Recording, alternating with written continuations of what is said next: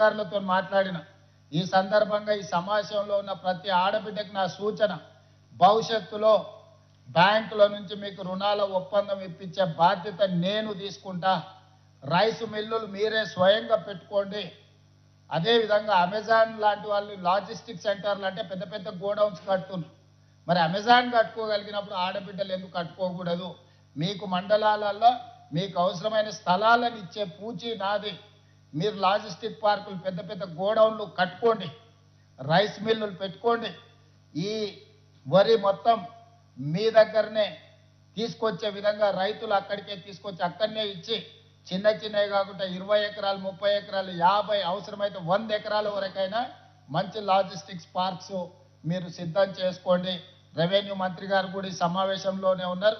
ఎక్కడైనా భూములు ప్రభుత్వ భూములు ఉన్నా రోడ్డు దారి ఉంటే చాలు, ఊరికి కొంచెం దూరంగా ఉన్న ఈరోజు రైస్ మిల్లులు పెట్టుకోవడానికి, గోడౌన్లు కట్టుకోవడానికి, ఈరోజు మిల్లులకు మనము వేల మెట్రిక్ టన్నులు ఈరోజు మనము వడ్లిస్తే వాళ్ళు అమ్మేసుకొని మనకు అసలు వెనక్కి చెల్లించడం లేదు.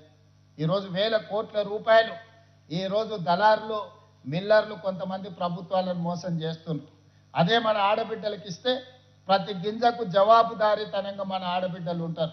కాబట్టి భవిష్యత్తులో ఏ మిల్లులో కూడా మన బియ్యం మన వడ్లు తీసుకెళ్ళి వాళ్ళ గోడౌన్ల స్టాక్ పెట్టేదే లేదు.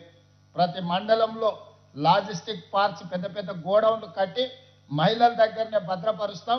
మహిళల దగ్గర నుంచే మిల్లర్లు వడ్లు తీసుకెళ్ళాలి, మళ్ళీ బియ్యం చేసి తీసుకొచ్చి అక్కడ అప్పగించే విధంగా ప్రణాళికలు కార్యాచరణ మనం సిద్ధం చేస్తున్నాం. ఈ దానికి కూడా మా సంఘాలను జిల్లా కలెక్టర్లందరికీ నేను ఈ సందర్భంగా ఆదేశాలు ఇస్తున్నా. ప్రతి మండలంలో 2 నుంచి 4 వరకు ఇట్లాంటి ప్రాంతాలను ఎతికి భూసేకరణతో పాటు ప్రతిపాదనలు, అదేవిధంగా అక్కడ లాజిస్టిక్స్ అంటే గోడౌన్స్ కట్టడానికి మిల్లులు పెట్టుకోవడానికి ఏ విధమైన ప్రాజెక్ట్ రిపోర్ట్స్ అవసరమో సంఘాలతో కూర్చొని కన్సల్టెంట్స్ పెట్టి ప్రతిపాదనని ప్రభుత్వానికి పంపించండి. తక్షణమే వాటిని మంజూరు చేసే బాధ్యత రాష్ట్ర ప్రభుత్వం తీసుకుంటుంది.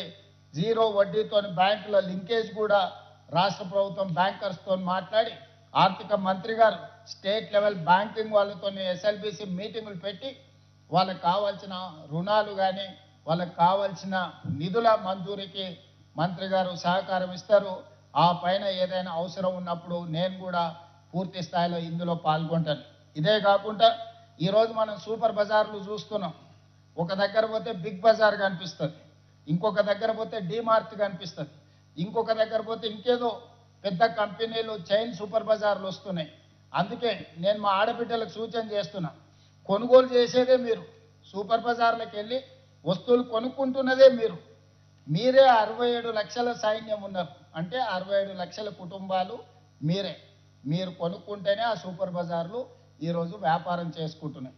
అందుకే మహిళా శక్తి సూపర్ బజార్ మీరు ఒక కార్పొరేట్ విధానాన్ని చేసుకోండి. మిత్రులు ఎన్ఎం శ్రీనివాస్ రెడ్డి గారు నాకు ఈ సూచన చేసిండ్రు, నాకు బాగా నచ్చింది. రాష్ట్ర ప్రభుత్వం నుంచి కొంత కార్పస్ ఫండ్ ఇస్తాం, మా తరఫున కూడా కొంత పెట్టుబడి పెడతాం. మీరు కూడా దీన్ని ఒక కార్పొరేట్ స్ట్రక్చర్ డిజైన్ చేసుకొని షేర్స్ క్రియేట్ చేయండి. ప్రతి మహిళ ఒక 5,000 ఒక 10,000 ఇందులో పెట్టుబడి పెట్టి భాగస్వాములు అయితే రాష్ట్ర నలుమూలల మహిళా శక్తి సూపర్ బజార్లు వస్తాయి. అప్పుడు వందల వేల కోట్ల రూపాయల వ్యాపారం మీరే చేసుకోవచ్చు, మీ లాభాలు మీరే తీసుకోవచ్చు.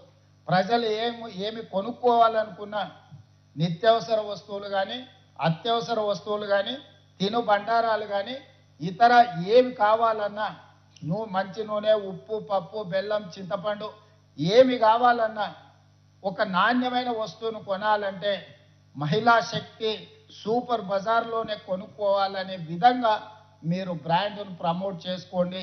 మీకు పట్టణాలలో అవసరమైన ల్యాండ్ను ప్రభుత్వాలు ఎక్కడున్నా నామినల్ రెంట్ మీద మీకు మంజూరు చేపించే బాధ్యత నాది.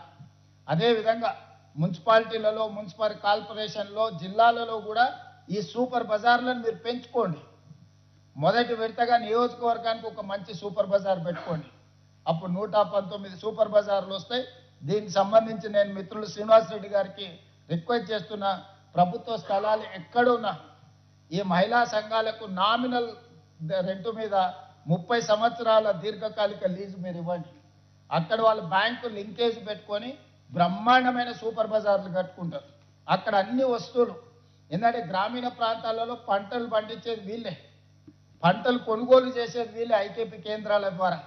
ఈరోజు మంచి ఆర్గానిక్ ఫుడ్ అంతా తీసుకొచ్చి సేకరించి మంచి బ్రహ్మాండమైన ప్యాకింగ్తోనే ఆ సూపర్ బజార్లలో ఈరోజు పెట్టుకుంటారు.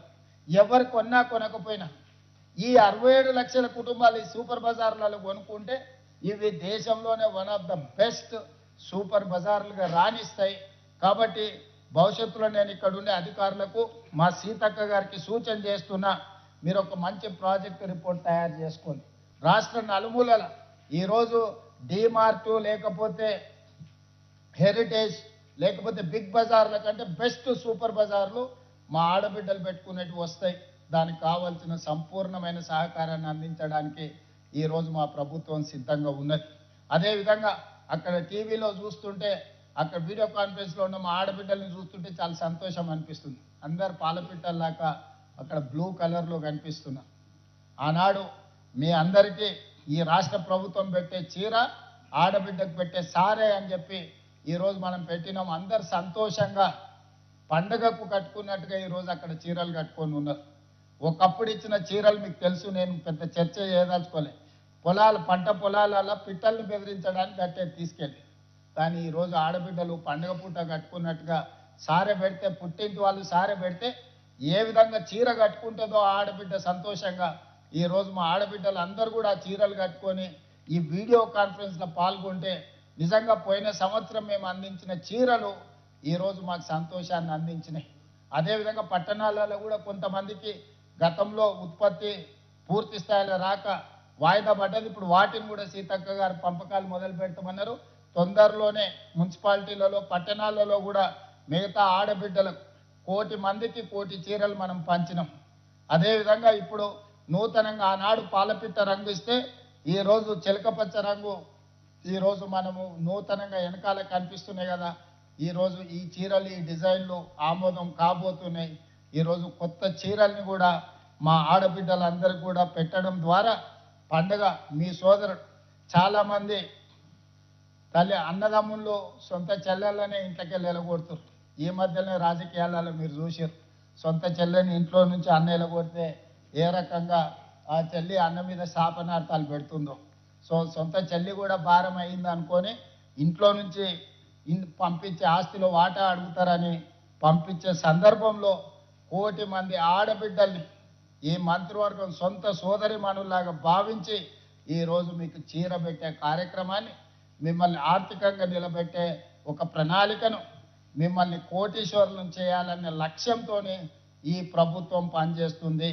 ఈ ఆడబిడ్డల ఆశీర్వాదం ఉన్నంత కాలం ఈ ప్రభుత్వం అద్భుతంగా పనిచేస్తుంది.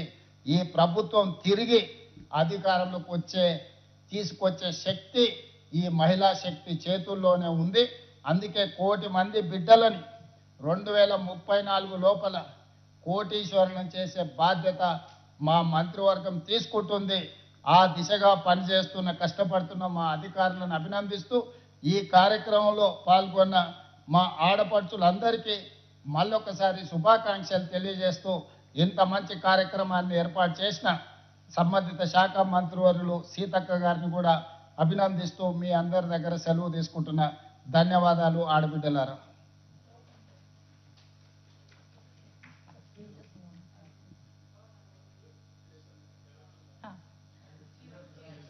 సార్ చీర ఇనాగరేషన్ చేస్తే ఓకే. ఇంటరాక్షన్స్ ఎవరిని తీసుకుంటుందో కొంత తీసుకుంటూ వాళ్ళతో మాట్లాడతాం. సార్ ఫస్ట్ 900 భవనాలని కడుతున్న నల్గొండ జిల్లా, అక్కడ ఉన్న జిల్లా సమాఖ్య ప్రెసిడెంట్ని ఏ మాధవి గారు, నీలగిరి జిల్లా మహిళా సమాఖ్య నల్గొండ వారిని